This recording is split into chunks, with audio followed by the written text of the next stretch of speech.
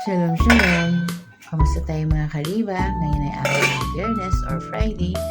Kaya naman, gagawa tayo ng potato salad. So, magpapakulo muna tayo ng 4 na patatas at 3 itlog. Tuwing araw kasi ng Biyernes, meron silang tinatawag dito sa Israel na Shabbat or dinner, kung saan yun lang yung time para magsama o bumisita yung mga anak dun sa mga magulang nila. Diyan, after 30 minutes, ayun na, kumukulo na ang patatas. Siyempre, tusukin natin ang tinidor para makita natin yung kabilang side niya kung naluto din. So, lilipat lang natin ang pwesto hanggat sa, ayan, ma-feel yung malambot na nga siya. Naisipan ko lang talagang gumawa ng potato salad para mamaya sa dinner, may ambag man lang. Pero sila talagang magdadala ng food namin mamaya sa dinner. So, ito na nga, palamigin lang natin para mabalatan yung patatas. Ang init pa kasi niyan. And this is it. Ayan na nga, ang ating itlog. Nilagang itlog, ang patatas. At syempre, ang mga kakailanganin pa natin.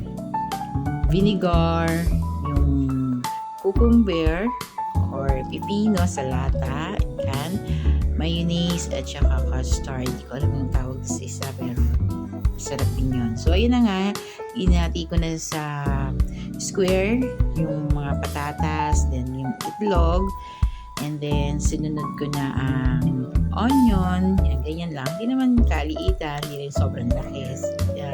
Tamtaman lang, yan. Ito na yung cucumber sa pan, and then ganyan lang. Parang saktuhan lang din. And then, gagawa na tayo ng sauce na ilalagay natin to. So, yun nga, yan yung may vinegar, yung mayonnaise, custard, pinalo-halo ko lang. And then, nilagyan, mekos-mekos ko lang. And then, nilagyan ko ng asin. So, yun lang. So, trinay ko naman siya. Medyo okay naman.